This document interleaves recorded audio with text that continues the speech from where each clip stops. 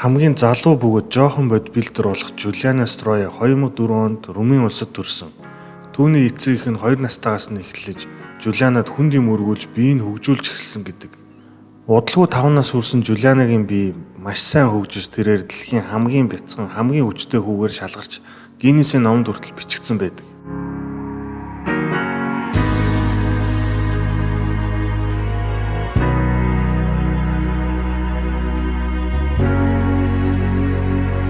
Жулиана хүүгийн бэлтгэл өдөр болгон маш олон цагаар үргэлжилдэг байсан учраас түүний эцэг эхийг хүүд дэндүү их ачаал өгч байна гэж үзэгчид нь маш их хэмжээр шүүмжилж эхэлсэн байдаг. Харин Жулианагийн эцэг миний хүүхдүүд хүснээрээ бэлтгэл хийдэг, би огт хүчилдэггүй гэж ярьдаг байсан.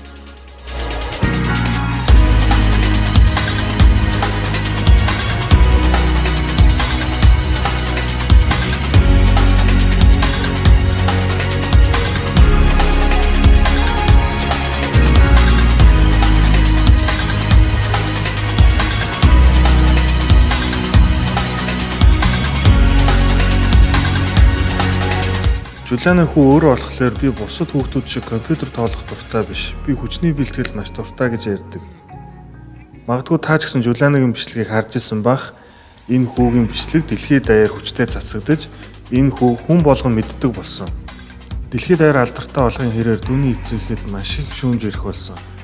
Хүүд хориотой зүйл өгч байна гэж хүртэл буруутгадаг байсан. Хүүгийн тухай маш олон телевизийн нэвтрүүлэг нийтлэл бичигдэж байсан. Жишээлбэл хүүгийн бие нь миостатын уурга байхгүй, байгалийн ховор тохиолдол болох мутант хүүхэд гэх мэт. Эдгээр амьтдыг та бүхэн харж байгаа бах. Миостатын үйлдвэрлэгддэг учраас булчингийн масс зогсолтгүй томордог. За баг зэрэг сэдвээс хазаачлаа. Жулиана хүү дэлхийд даяараа гайхаж том болоод супер тамирчин болох нь гэж уулга алдаж байтал энэ хүү нэг л өдөр байхгүй мэд интернет орон зайгаас алга болчихсон.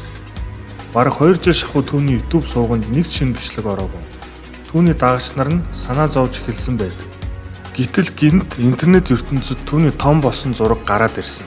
Жулиана энэ зурган дээр бусад хүүхдүүдээс ялгахдахгүй, хуучин шиг ялгарсан ил тод болчин байхгүй болсон байсан. Жулиана хүүгийн бодисын солилцоо удааширч тэрээр ийхүү энгийн хүүхдүүдтэй адилхан болжээ. За ийм учраас түүний эцэг шинэ бичлэг огт хийхээ болж Жулиана хүү мартагджээ. Одоо бол түүний YouTube сууган дээр тулааны спортын бэлтгэлийн бичлэгүүд л ордог. Харин одоо өөр нэгэн хүүхдийг та бүхэн танилцуулъя. Энэ хүүхдийг Ричард Сандрик гэдэг. Ричард Жулианатай адил телевиз болон интернет ертөнцөөр маш алдартай болсон байдаг. За энэ бодибилдер хүүхэд бас л интернетээс алга болсон. Ричард том болоод бэлтгэлээ хийхээ болж энгийн биетэй болсон учраас бас интернет ертөнцөөс алга болжээ. За хэрвээ тань энэ бичлэг сонирхолтой санагдсан бол лайк дар, subscribe хийгээрэй. Дараачийн удаа Брюс Ли хүүхдийн тухай танилцуулж болно. Ингийн тулд та энэ бичлэгийн доор хүүхэд гэж комент үлдээгээрэй. Ингээд дараа уулзлаа түр баяртай.